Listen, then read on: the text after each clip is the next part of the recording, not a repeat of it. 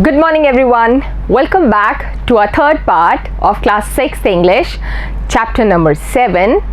We were reading Fair Play. ठीक है, हम लोग चैप्टर नंबर 7 पढ़ रहे थे क्लास 6 के इंग्लिश का. उसका नाम है, टाइटल है fair play. I, Shweta Somra, am your English teacher and today we will be reading part 3rd of this chapter and its topic is Juman's Strange Revenge. Now today we are going to read this part of this chapter, which is Juman's Strange Revenge. You all know we read in the previous two parts about two friends, Algu Chaudhary and Juman Sheikh. Both of them, they were very good friends of each other. They used to take care of each other and each other's families. They were responsible towards each other's likes and dislikes, and always they used to stay together. And the villagers used to respect them only because of their very good friendship. Now what happened, Juman Sheikh's aunt, who was very old, she offered to Juman that kindly allow me to live with you, and in return of that I will give all my property to you so that I will not be alone throughout my old age. Juman said yes, and this was only a verbal communication or a verbal contract. Nothing was in written. Juman agreed to it, and the old lady or the old aunt started to live with Juman Sheikh and his family. Slowly and gradually, as the years passed, Juman Sheikh and his family, they started insulting the lady, and probably his wife was not liking her at all from the beginning itself. We never know. Something happened that the old lady felt very bad, and she asked Juman to give her a monthly allowance so that she could keep a separate kitchen for herself, and that will be easy for Juman and his family as well as for the old aunt also, so that she will not be able to face all the insults which she used to face in that house. Now Juman said very shamelessly to his aunt that don't say all these things for my wife. She is the best one and she knows how to take care of the house and the kitchen as well. She is the very good dealer in all these things, and you have to compromise, so keep quiet and sit quietly. Don't say anything at all about this matter. Now his aunt got very angry about the Juman's attitude also, and finally she went to the village panchayat. Now in the village panchayat, the head panch which she nominated was Algu Chaudhary. Alright, and Algu Chaudhary, we all know, was the best friend of Juman Sheikh. Right? So what happened? Algu Chaudhary said, please, you know it very well that I am the friend of Juman Sheikh. But auntie said, I know it very well that you are his best friend, but I know one more thing, beta, that you will not let your conscience die. So Juman was very angry, and Algu Chaudhary was okay with the part he had to play. He was made the head punch in the panchayat, and then they narrated the story. Both the sides were listened to the matter, and then what happened, Algu gave a decision that Juman Sheikh has to give monthly allowance to his auntie, or else the whole property of his aunt will go back to her. Okay? So this was the last two part which we read, and now we are going to start about Juman's Strange Revenge. Obviously when this kind of a decision was narrated by Algu Chaudhary, Juman and Algu were no more friends. ठीक है, हमने last two parts में क्या पढ़ा था बेटा, कि जुमन शेख और अलगू चौधरी बहुत अच्छे फ्रेंड्स हैं, है ना. तो एक बार क्या हुआ, जुमन शेख की जो आंटी थी उन्होंने कहा कि मैं काफ़ी बूढ़ी हो गई हूँ, आप ऐसे करो, मेरा पैसा और प्रॉपर्टी रखो और मेरे को अपने पास एक रूम दे दो अपनी मतलब बुढ़ापा निकालने के लिए, और मेरा ध्यान रख लेना. जुमन ने अग्री कर दिया, जुमन मान गया इस बात को. धीरे धीरे क्या हुआ, जैसे जैसे साल बीतते गए, जुमन की जो वाइफ थी उसका एटीट्यूड अच्छा नहीं हो रहा था. वो मिसबिहेव करती थी, आर्ग्यूमेंट्स करती थी, इंसल्ट्स करती थी उस बुज़ुर्ग लेडी की, है ना. तो बुज़ुर्ग लेडी ने एक दिन, कुछ दिन तो वो झेलती गई, जब लास्ट में हद ही हो गई तो क्या किया उन्होंने, जुमन से बात की, और जुमन से बात करके क्या कहा, जुमन को कहा ऐसा करो बेटा, मेरी रसोई अलग करना चाहती हूँ मैं, ताकि मेरा भी काम चल जाए और तुम लोग भी खुशी से रहो। मुझे ऐसा लग रहा है कि मेरी अब इस घर में कोई ज़रूरत नहीं है और तुम लोग मेरे साथ खुश भी नहीं हो। तो जैसे ही जुम्मन को ये बोला तो आंटी ने ये भी बोला साथ में कि मेरे को हर महीने थोड़ा थोड़ा आप पैसा दे दो जिससे मैं मेरा काम चला लूँ। अब जुम्मन शेख ने बहुत ही शर्मनाक तरीके से, बेशर्मी से आंटी को बोला, चुपचाप बैठे रहो, मेरी वाइफ को मत सिखाओ क्या करना है क्या नहीं करना, वो बिल्कुल सही कर रही है जो भी कर रही है ना, और आपको ही निभाना है, इसलिए आप बैठे बैठे कॉम्प्रोमाइज़ करो। अब आंटी को बहुत बुरा लगा और आंटी के पास कोई रास्ता भी नहीं था। तो आंटी ने क्या किया बेटा, उन्होंने सोचा कि मैं पंचायत की हेल्प लेती हूँ, और वो पूरे विलेजर्स के पास जाके अपनी बात कहने लगी और फाइनली अलगू चौधरी के पास भी ये बात पहुंची। और जब पंचायत बैठी तो अलगू चौधरी को उन आंटी ने हेड पंच नॉमिनेट किया, सरपंच का उन्होंने नॉमिनेशन किया अलगू चौधरी के लिए। अब अलगू चौधरी ने कहा कि आपको पता है आंटी कि जुम्मन और मैं कितने अच्छे फ्रेंड्स हैं, फिर आप मेरे को क्यों बना रहे हो सरपंच। तो आंटी ने कहा, मुझे मालूम है बेटा कि आप और जुम्मन शेख बहुत अच्छे दोस्त हो, लेकिन मुझे ये भी पता है कि आप एक बहुत अच्छे इंसान भी हो और आप अपनी अंतरात्मा की आवाज़ को नहीं ठुकराओगे, आप सही और गलत का भेद करोगे ही करोगे और सच के साथ रहोगे, ये भी मैं जानती हूँ तुम्हारे लिए। अब अलगू चौधरी ने और बाकी सारे पंचों ने उनकी दोनों पक्षों की बातें सुनी और फाइनली अलगू चौधरी इस डिसीजन पर निकला कि जुम्मन शेख को हर महीने या तो आंटी को पैसे देने होंगे या फिर उसकी प्रॉपर्टी, जो आंटी की प्रॉपर्टी जो उन्होंने जुम्मन शेख को दी थी, वो सारी प्रॉपर्टी वापस आंटी के नाम हो जाएगी। अब ऐसा सुनते ही जुम्मन की तो क्या हालत थी, आप समझ सकते हो कितना गुस्सा था उसमें, और उसने सोचा था कि मैं अलगू चौधरी से ज़रूर बदला लूँगा, इसने मेरे साथ ऐसे किया तो किया कैसे, मैं तो उसका बहुत अच्छा फ्रेंड हूँ। Alright, so this was what we read in the last two parts and today we are going to read what further happens. Revenge लेगा या नहीं, बदला लेगा या नहीं, और अगर लेगा तो क्या सिचुएशन होगी और कैसे वो निभाएगा। ठीक है, आज हम पढ़ते हैं Jumman's strange revenge. So this part is about the revenge which Jumman is going to take from Algu Chaudhary. ठीक है, चलो हम पढ़ते हैं। Tight spot. What do you mean by the word tight spot? It means difficult situation. जब कभी भी ऐसा होता है कि हम लोगों के सामने एक ऐसी सिचुएशन आ जाती है कि हम उसको हैंडल नहीं कर पाते या हम फंस जाते हैं, ऐसा लगता है, it is called tight situation. अब टाइट सिचुएशन को एग्जाम्पल में हम कैसे बताएं?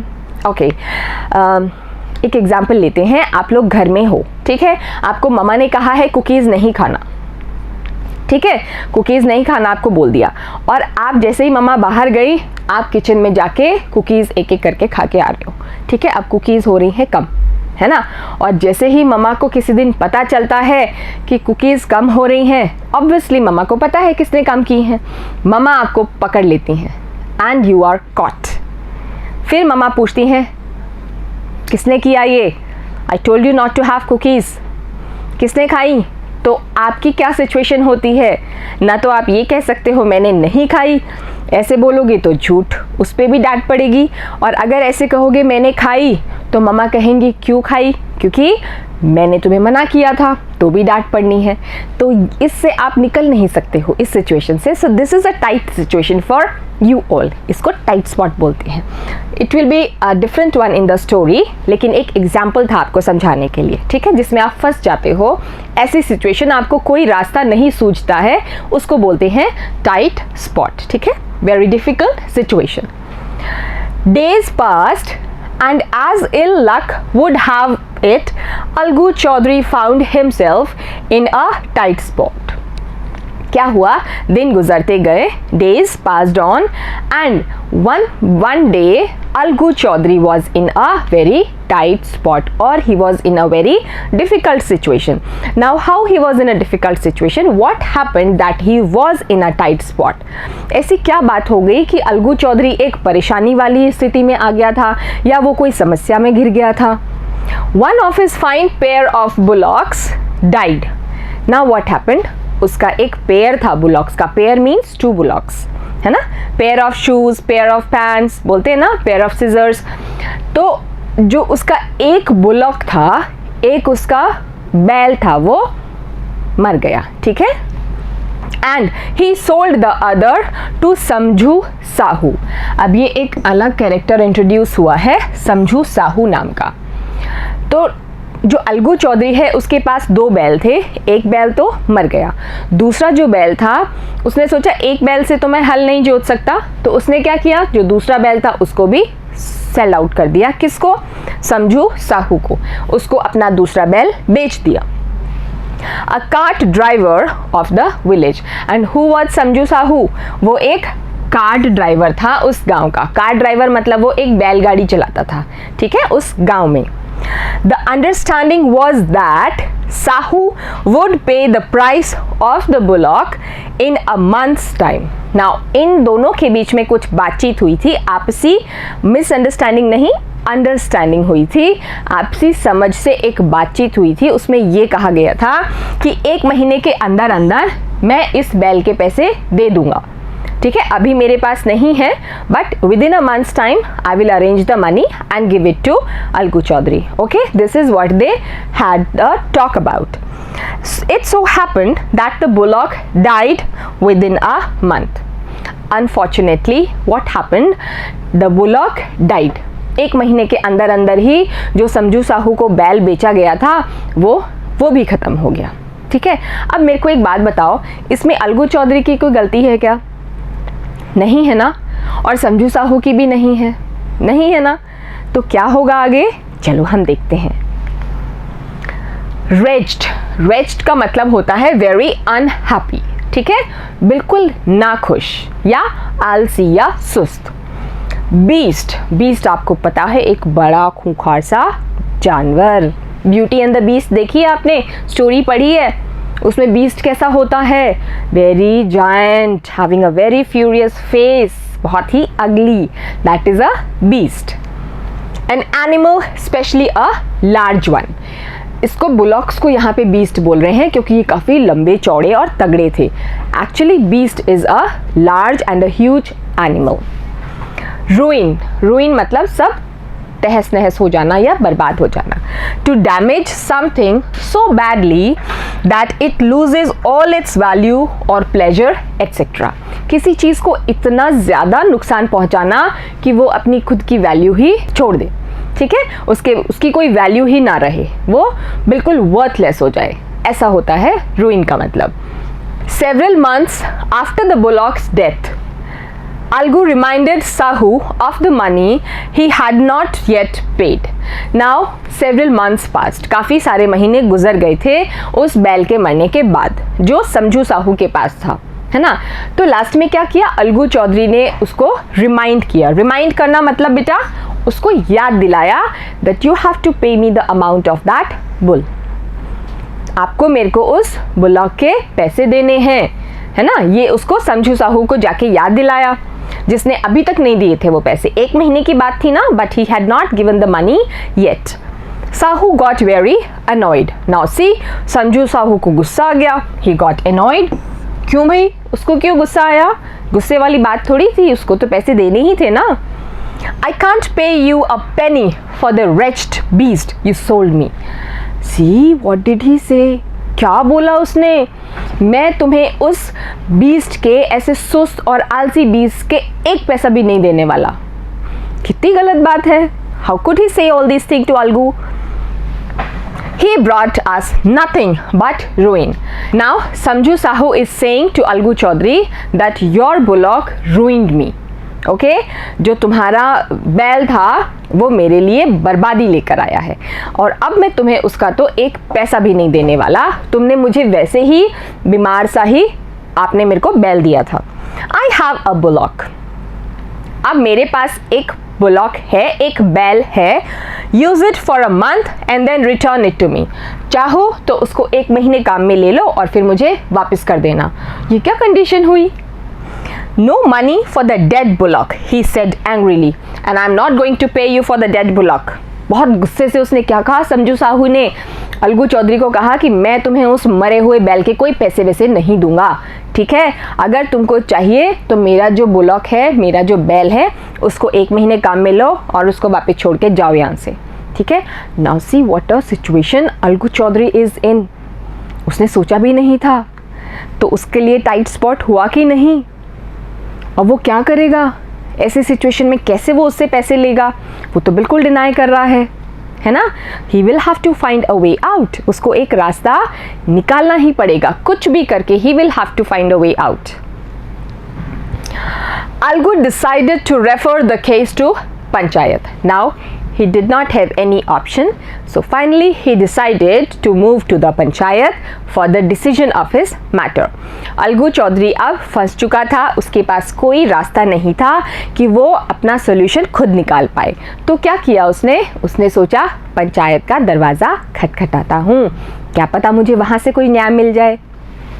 For a second time in a few months, preparations for holding the panchayat were made. Now, why is he writing the second time here?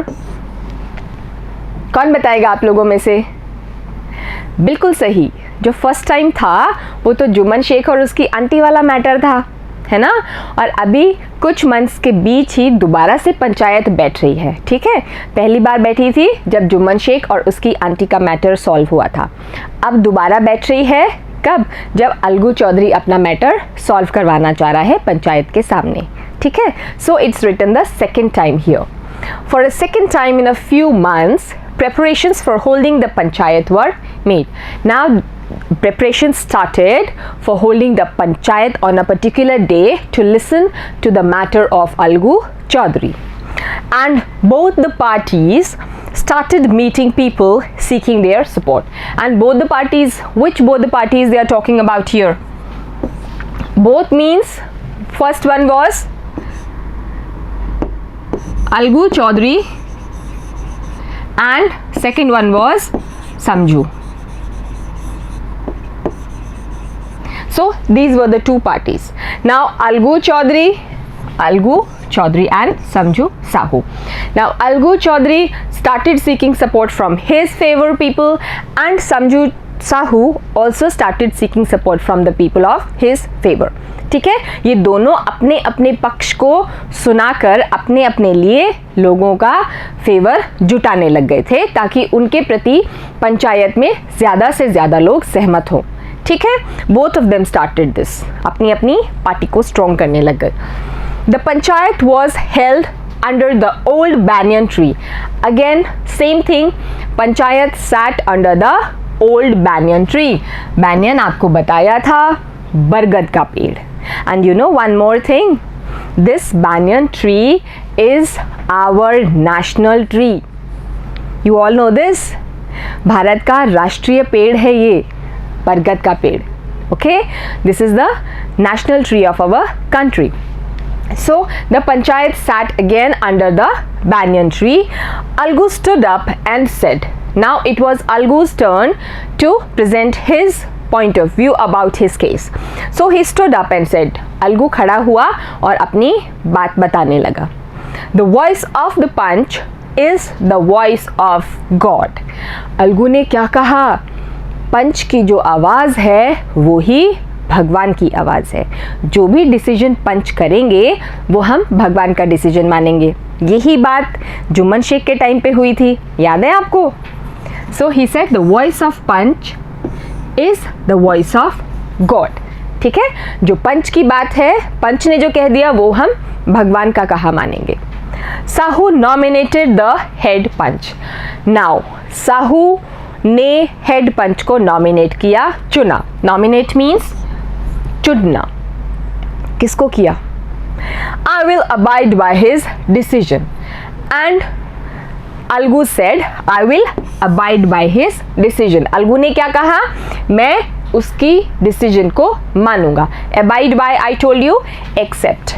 ठीक है, बताया था ना बेटा. Abide by का मतलब accept या मानना.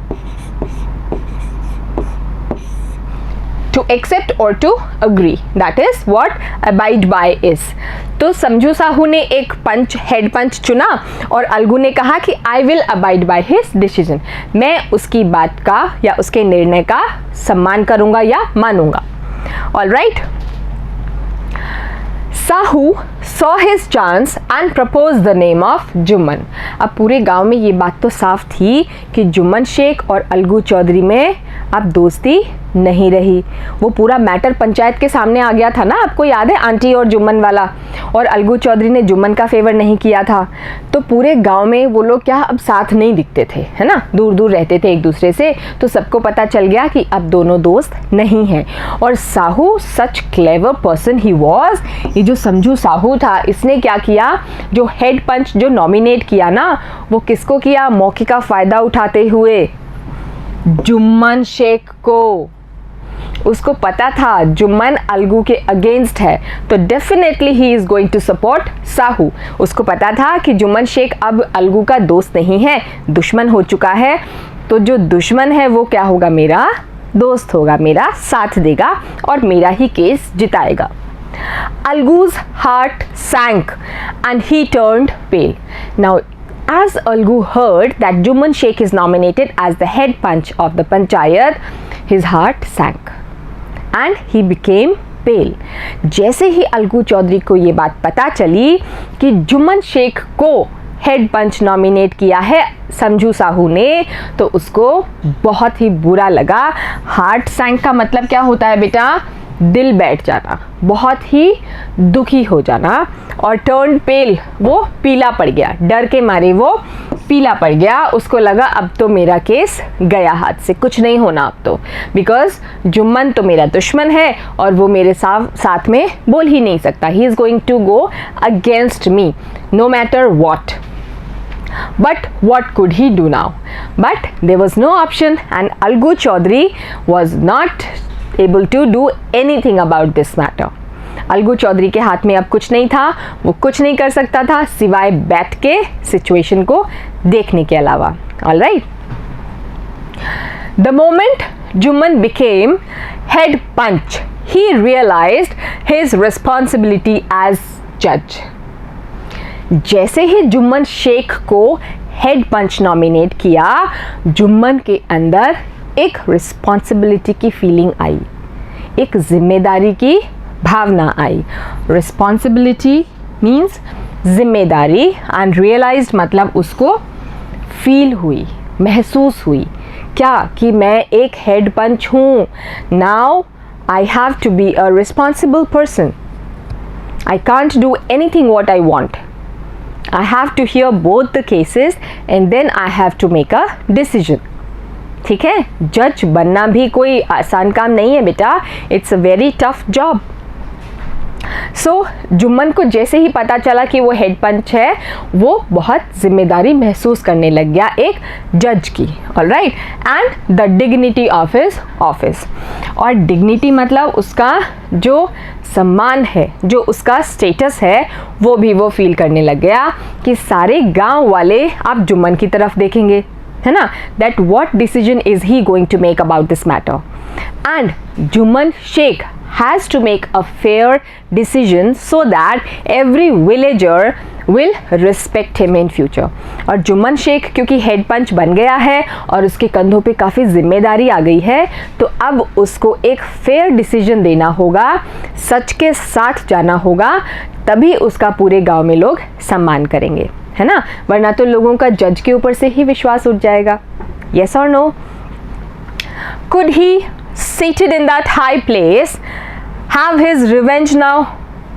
Now he is thinking, Jumman सोच रहा है, अब जबकि मैं हाई प्लेस पे बैठा हूँ, एक ऊंची गद्दी पे बैठा हूँ, हेड पंच बन गया हूँ, तो क्या मैं अब इस सीट पे बैठ के अपने फ्रेंड अलगू चौधरी से बदला ले लूँ?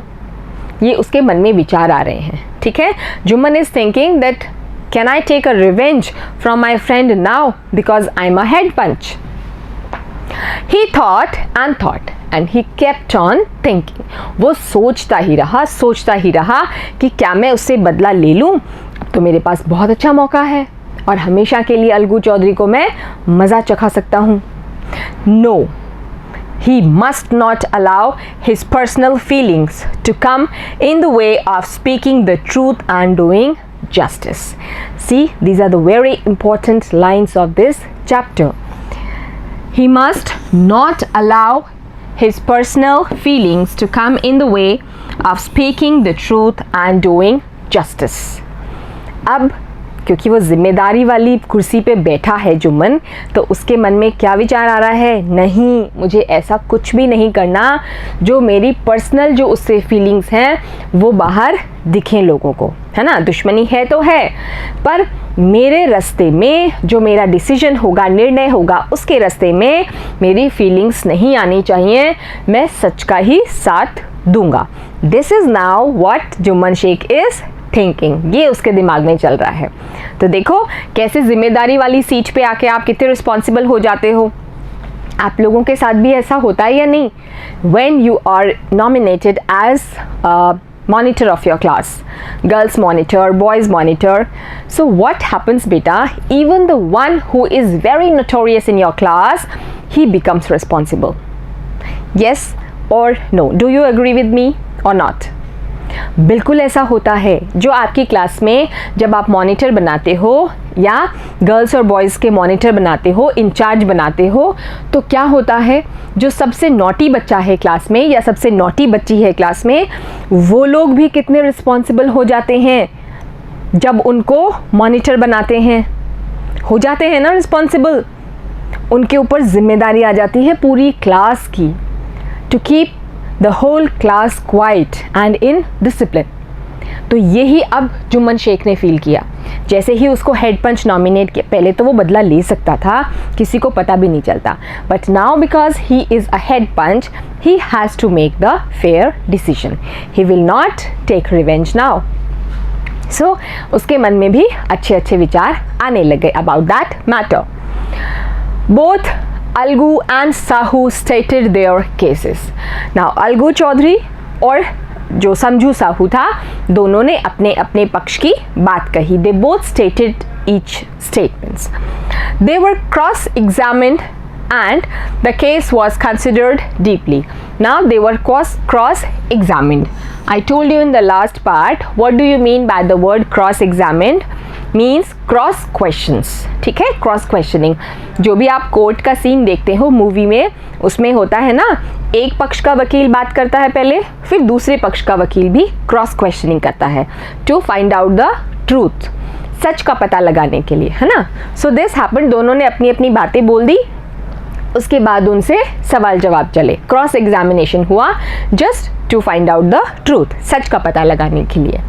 And the case was considered deeply, और जो केस था उसका बहुत ही गहन अध्ययन किया गया, ठीक है, काफ़ी डीप में उसके बारे में डिस्कशंस हुए और उसके बारे में उन लोगों ने बातचीत की।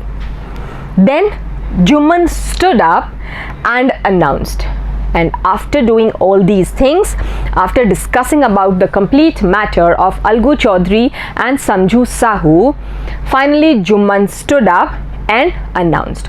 जुम्मन खड़ा हुआ और उसने अनाउंस किया। क्या अनाउंस किया बेटा? अनाउंस करना मतलब बताना, ठीक है, किसी चीज़ को आपको बताना लोगों को। इट इज़ आवर ओपिनियन, ये हमारी राय है। ओपिनियन मीन्स हमारी राय है, दैट समझू should pay Algu the price of the bullock, कि समझू साहू को अलगू चौधरी को बुल के पैसे देने ही चाहिए। उसको क्या करना चाहिए? समझू साहू को जो पैसे नहीं दे रहा था ना बैल के, तो अब पंचायत ने कहा कि समझू साहू को अलगू चौधरी को बैल के पैसे देने होंगे। When Sahu bought the bullock, क्यों देने होंगे? They are giving a reason for that, because when Sahu bought the bullock, जब साहू ने जब बुल खरीदा था, बुलॉक खरीदा था, it suffered from no disability और डिजीज, वो कोई बीमारी से नहीं ग्रसित था और ना ही उसको कोई प्रॉब्लम थी, ठीक है, वो बिल्कुल हट्टा कट्टा बैल था। लेकिन फिर भी 1 महीने के अंदर वो मर गया तो आप उसको पैसे नहीं दोगे। ऐसा थोड़ी था कि अलगू चौधरी ने आपको कोई बीमार बैल दे दिया था, ऐसा तो नहीं था बिल्कुल भी, पर आप उसको पैसे ही नहीं दे रहे हो इस बात के लिए। This is very wrong, this should not be done. अब वो कह रहा है कि जिस टाइम आपको बैल दिया था वो बैल बिल्कुल अच्छा स्वस्थ सिचुएशन में था, he was not suffering from any disease और elements and it was very in a good condition, so you have to pay Algu Chaudhary the complete amount और the money of the bullock. ठीक है, अब ये जुम्मन शेख ने अनाउंस कर दिया पूरी पंचायत के सामने और पूरे विलेजर्स के सामने। The death of the bullock was unfortunate, but Algu cannot be blamed for it. Now, Jumman Sheikh said one more thing, that it was very unfortunate that the bullock died.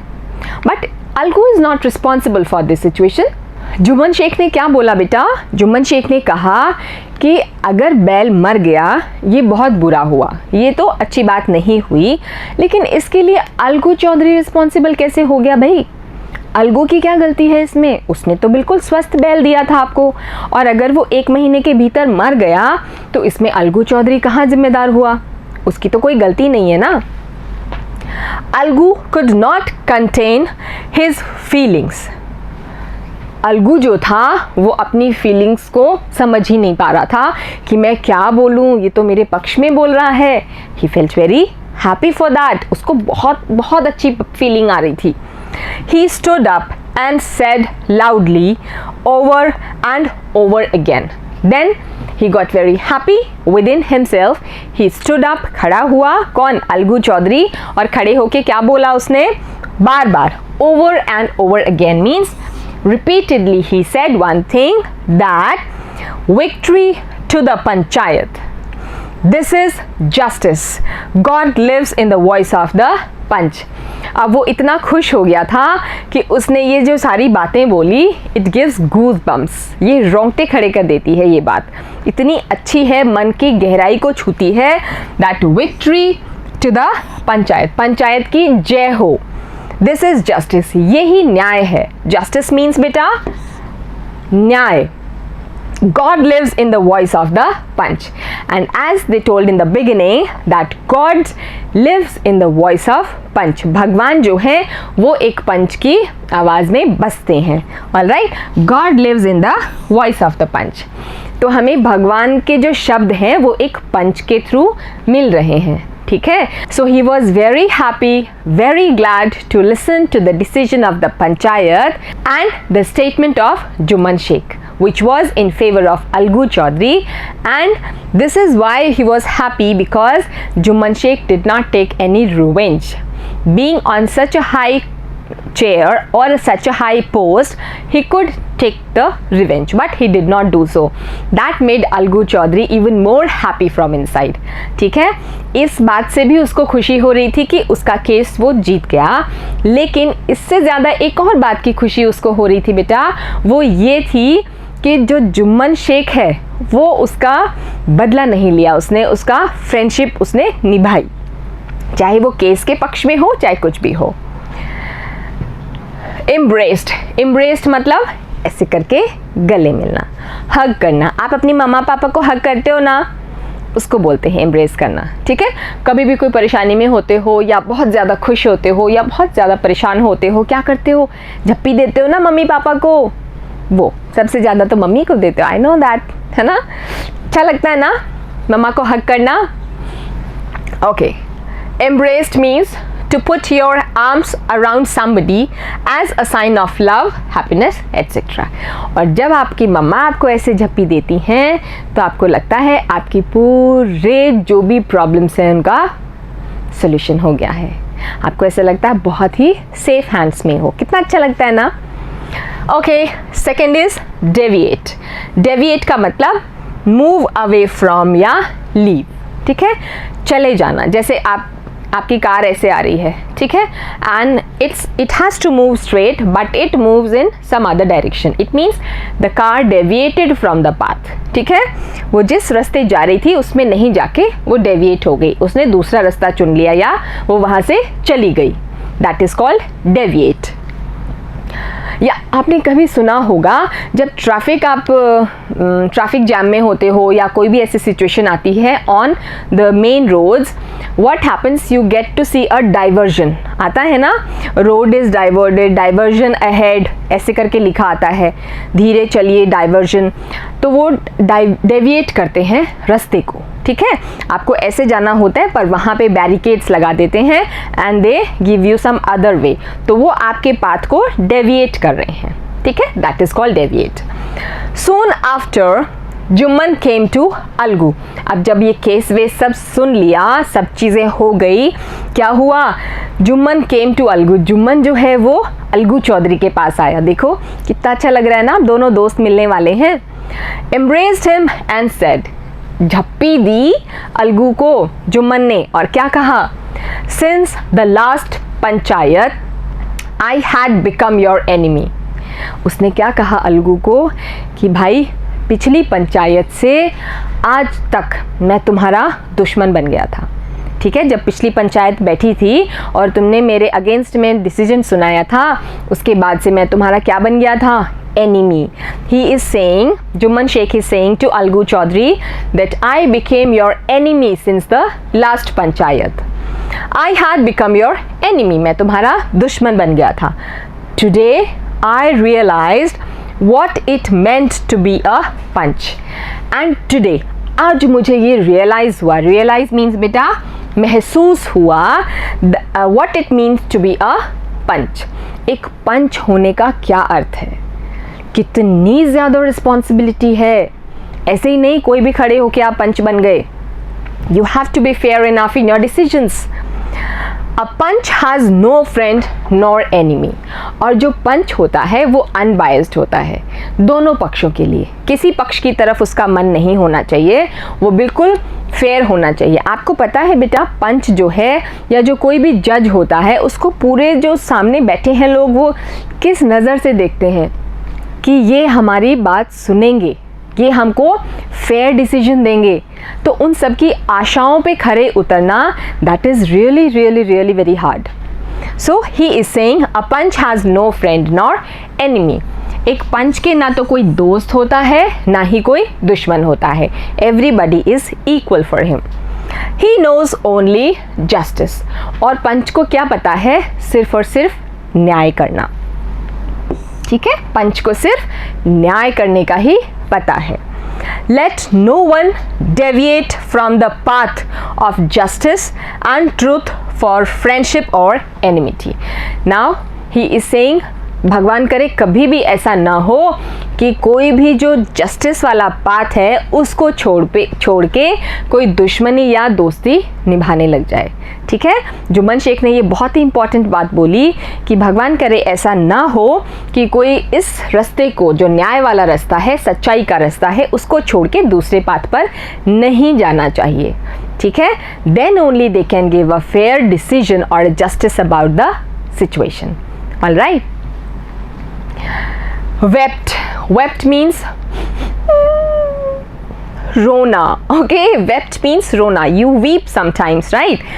कभी आप रोते हो ना, that is wept. To let tears fall because of strong emotion or to cry, या तो बहुत खुशी होती है आपको या बहुत दुख होता है, दोनों ही सिचुएशन में आप रोने लग जाते हो, है ना। मिसअंडरस्टैंडिंग, जो आपस में आपकी कोई बात हुई है और गलत समझ गए आप किसी बात का अर्थ, that is called misunderstanding. A situation in which somebody or something is not understood correctly, कोई ऐसी सिचुएशन जिसमें कोई चीज़ को हम ढंग से नहीं समझ पाए। ठीक है, हमने किसी का गलत ही अर्थ निकाल दिया, that is called misunderstanding. So Algu embraced his friend and wept. Now when all these things happened and Juman Sheikh said all these things to Algu, he felt very happy and he embraced him. उसने भी झप्पी दी और रोने लग गया। Algu Chaudhary started crying. खुशी के आंसू थे वो उसके, ठीक है। And his tears washed away all the dirt of misunderstanding between them. And as he started crying, the tears from Algu Chaudhary's eyes, they washed away all the misunderstanding between them. जो भी उन दोनों के बीच में misunderstanding थी, बात जो ढंग से समझ नहीं पाए थे एक दूसरे को पिछली पंचायत से आज तक, वो सारी उन आंसुओं के साथ बह के चली गई। And now they were very happy. कितना स्वीट एंड है ना। We are finish with the story now, but end बहुत ही स्वीट है। I am very happy to discuss it. दोनों फ्रेंड्स दुश्मन भी बने और बाकी बाद में मिल भी गए। So this was all was in the chapter fair play. Fair का मतलब पता है ना आपको? फेयर का मतलब क्या होता है? एक मीनिंग तो होता है गोरा. फेयर एंड लवली क्रीम सुनी है? फेयर एंड लवली लगाओ गोरे हो जाओ, है ना? ऐसा नहीं होता है बेटा, ये सब कहने की बातें हैं. सो फेयर का मतलब होता है गोरा, और एक फेयर का मतलब और क्या होता है? जस्ट. जस्ट मतलब इक्वल. ठीक है. फेयर प्ले मतलब एक ऐसा गेम जो बिल्कुल बराबरी का हो, दोनों ही पक्षों की बात सुन के क्लियर हो. So this is what we read in the chapter fair play. I hope you all understood and enjoyed the session very well. We will meet in our next class with the question answer part of this chapter. Until then, everybody of you keep studying. Take care. Have a great day, beta.